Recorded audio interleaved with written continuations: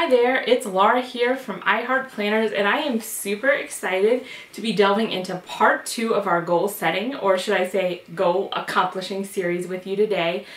Today I'm going to do something a little different. I'm going to pull back the curtain and show you what this goal setting process and goal accomplishing process actually looks like for me and my life. I just think it's so helpful to see how it looks for other people, and actually after this series is over, I'm hoping to share from some other people in some other different situations how it looks for them, and maybe even share some of yours as well. If you'd be interested in me sharing yours, definitely send me an email, leave a comment, and be sure, if you don't want to miss any of the videos in this series, be sure to hit the subscribe button.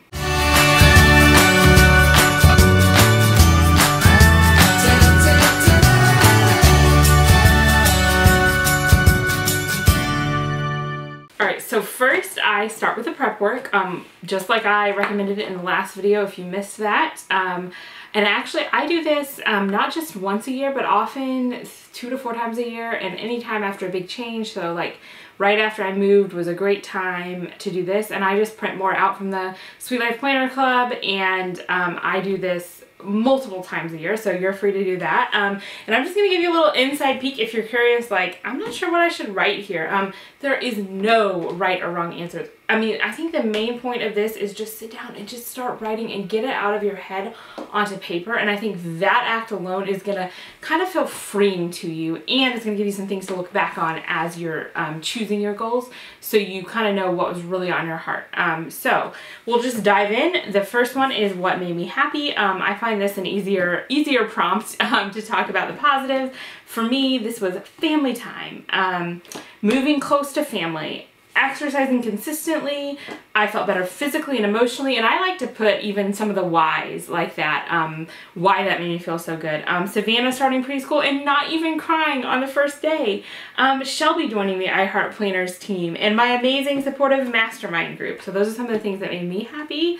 As far as what made me sad, there wasn't a lot of tragedies, fortunately, that happened during this time period, but for me, what made me sad was not keeping up with my goals, especially being inconsistent with healthy eating habits, especially vegetable eating, not keeping the house tidied up on a consistent basis, having to leave some of our friends in Iowa, having to leave our babysitter Jessica, slacking off on memory verses with the kids after I got back from traveling, and having an insane number of cavities.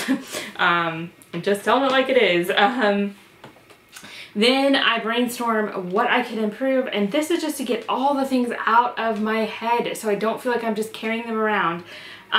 For me, that's a daily prayer life, especially following the prayer study that we did that was amazing. I want to implement more of that into my life.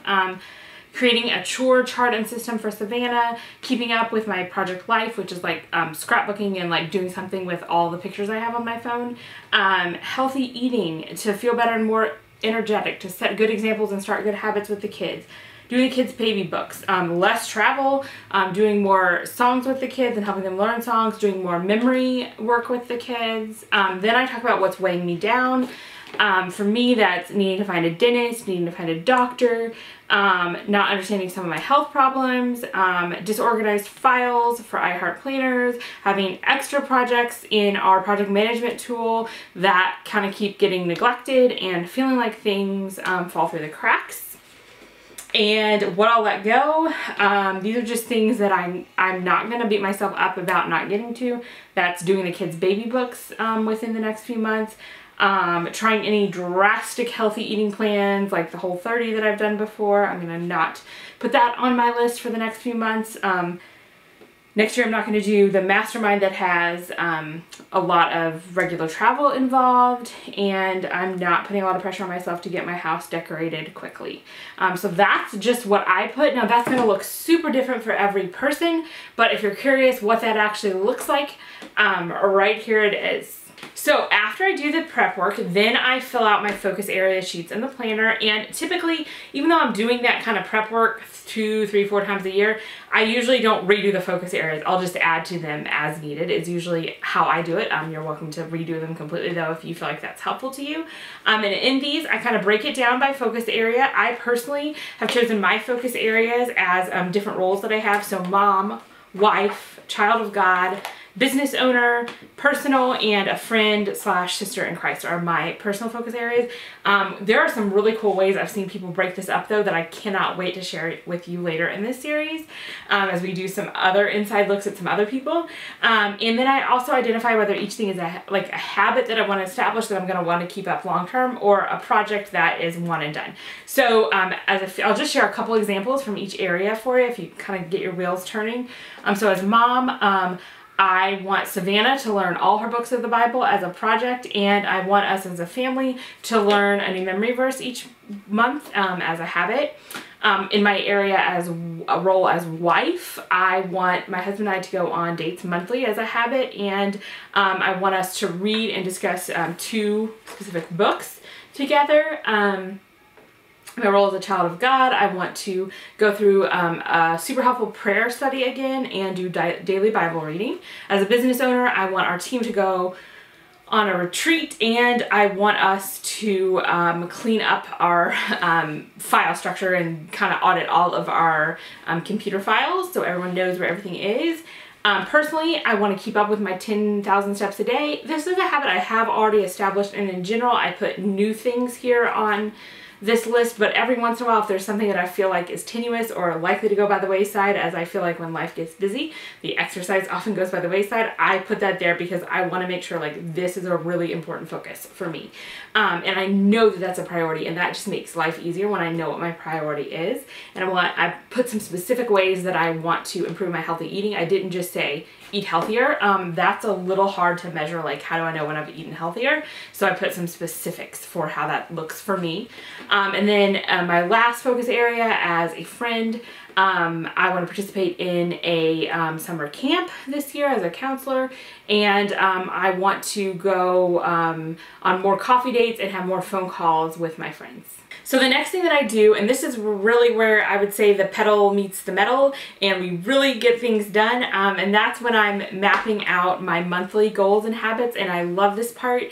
And living this out is like life-changing. So what I do is I take those action areas that I have written out, and at the beginning of each month I go through and I'll set 2 or 3 project goals for myself, 3 max.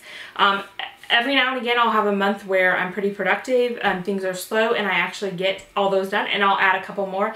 But for me, I don't add more than 3 because I know that'll feel overwhelming for me. And then at the bottom of my month, there are 3 things from my personal focus areas that need to happen monthly. So I kind of track those there. And for me, that's a date with my husband monthly, the memory verse for the family, and I said for my friendship that I wanted to have like more coffee dates and phone calls. So I tried to track that I'm having at least 1 coffee date with a friend each month. So I kind of write that at the bottom so I can track those things. And then for the month of September, I'll just share as an example what my goals were. And again, I took this right from my focus areas.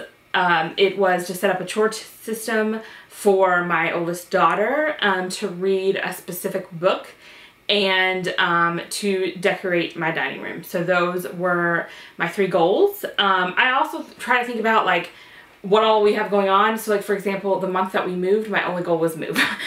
So, you know, I'm not overloading myself. And then this is also like my favorite part.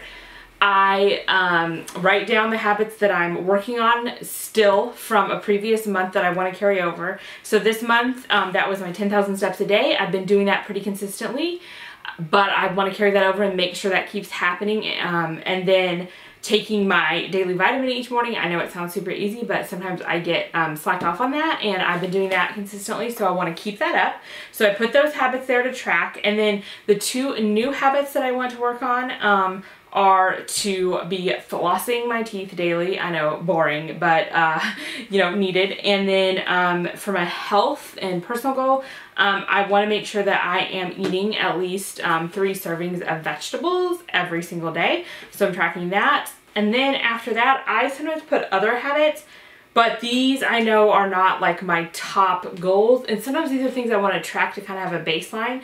So for me, it's going to bed before 11. I know getting enough sleep is super important.